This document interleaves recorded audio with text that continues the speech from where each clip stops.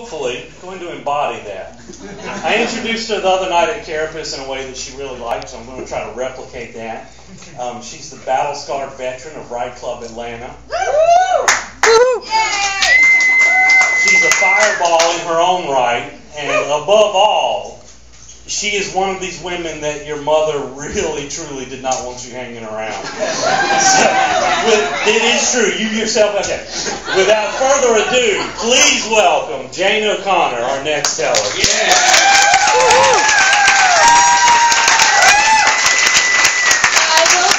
I will say, every friend I've ever had that had a male part his mother wanted me to date him. Oh. They left me. Mothers love me. My story is about a couple years ago. I grew. Oh Jesus. I was at a time in my life. I just got out of college. I didn't know really what I was doing, but I knew I wanted to be a writer, and I was just kind of like flailing around drinking with boys that I shouldn't drink with. And it was Christmas time, and I drank with a boy I shouldn't have drunk with, and he sent me a text message afterwards saying that I ruined Christmas. Which isn't the first Christmas I've ruined, so I was okay with that. And then right after that, I was talking with my longtime lover, and he lived in Florida, and he was like, hey, I might have to move in with you. I think I'm going to lose my job. And I told my friends, I was like, this is a really bad idea because there's going to be like black helicopters surrounding my apartment if we move in together. Like, somebody's going to get hurt bad. And but I kind of brushed it off, but he did. He ended up moving in with me, and there's a lot of reasons someone should move in with you, or maybe there's one reason. It's because you're in love. And it's not because they lost their job at Macy's, because they gave somebody double coupons. So he moved in with me, and I had maybe 650-foot square apartment. I had a room of my own, like Virginia was. I had a room of my own, and I was starting out on my own. I was just out of college, and I was just like, the sky's the limit. And then he moved in with me, and then it wasn't the limit. So we lived together for, it was just supposed to be on the weekends. I was like, I have a really responsible job, and you should be living with me only for, just so you get yourself on your feet. And don't ever tell anyone that, because they will, chop off their feet and lay in your bed and then serve corn while you're at work. So that's a lot of what happened, is that while I was at work, I'd come home and log onto my computer and be like, who's Angel Fire? And what is she doing to him?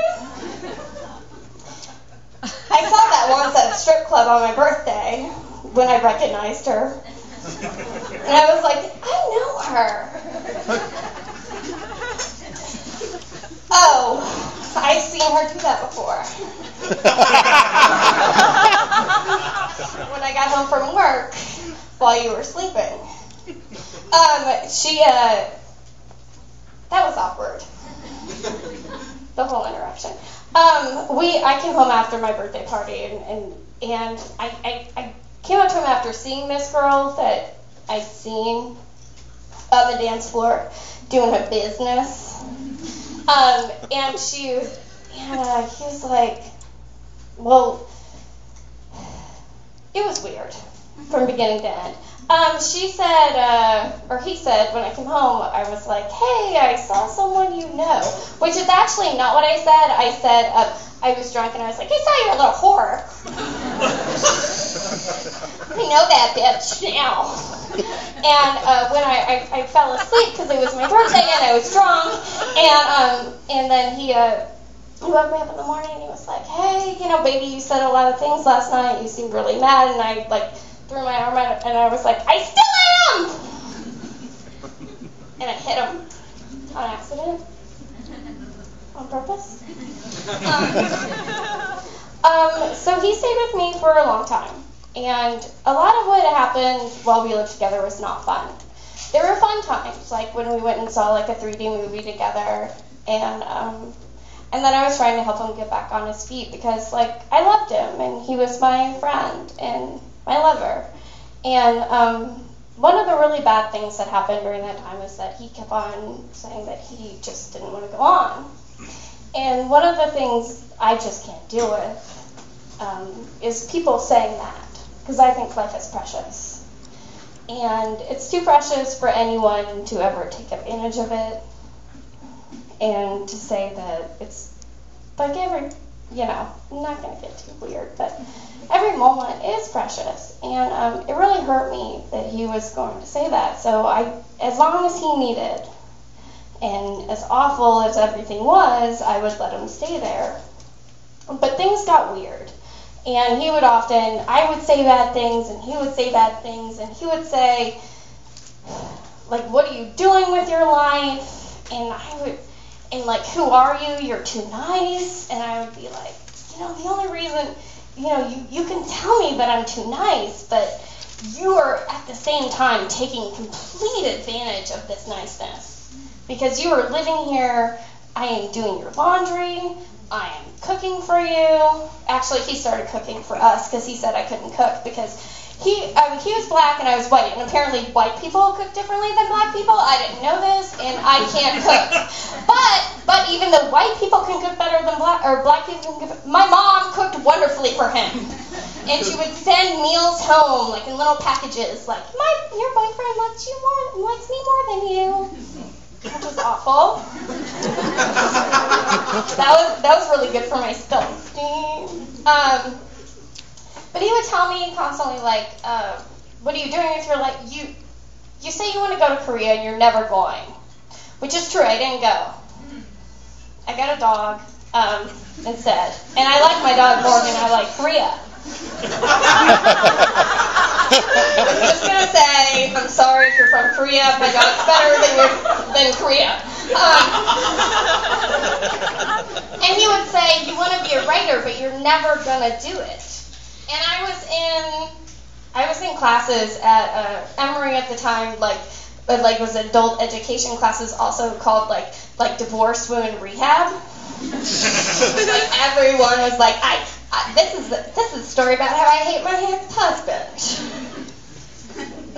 That was awkward too. And things were awful and things were weird, and eventually we moved out. He moved out, which was awesome. Because everything that I wanted to do at that time, I had a garden, and it was really like these little weeds that I would sing to. And I would sing Little Shop of Horror songs to them. I don't know if that's like okay to sing to your plants, because like it means that they want to like drink your blood. But that's what he was doing. I was paying for everything. So he would look at me as I was singing to my plants, like, grow from me. He'd be like, you've lost it. And I was like, yeah, maybe. Because I'm letting him live with me. And everything that was mine in that apartment slowly started to like fall smaller and smaller, and it was his apartment then. And like, what used to be my happiness was his happiness. And all I could do at one point was just lay in bed, because there was nothing else for me to do. And eventually I stood up for myself and I said, hey, you've got to go. This is the time. And he did. And my garden that I had, that was just like a couple weeds sprouting out, that my neighbor upstairs, who told me he was a Wolverine, by the way.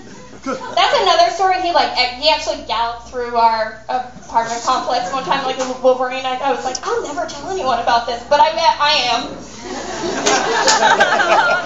Because somebody can't like run like a wolf, and you're like, oh no, that's between me and you.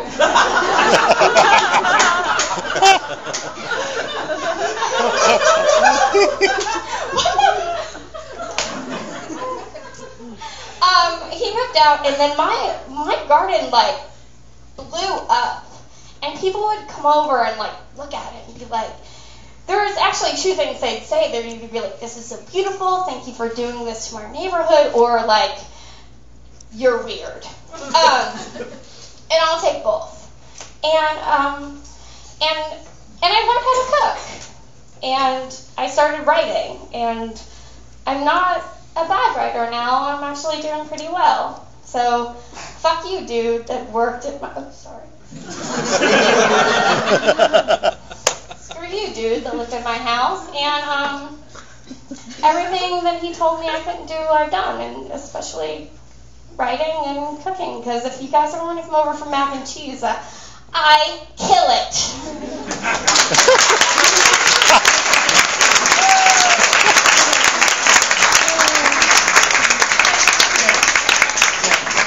You said he looked at the porn while you were at work, right? Yeah. So he did have some shred of respect. Because I'd have just looked at it while you were at home. He did that too! Okay. All right. Ladies and gentlemen, I want to bring our last...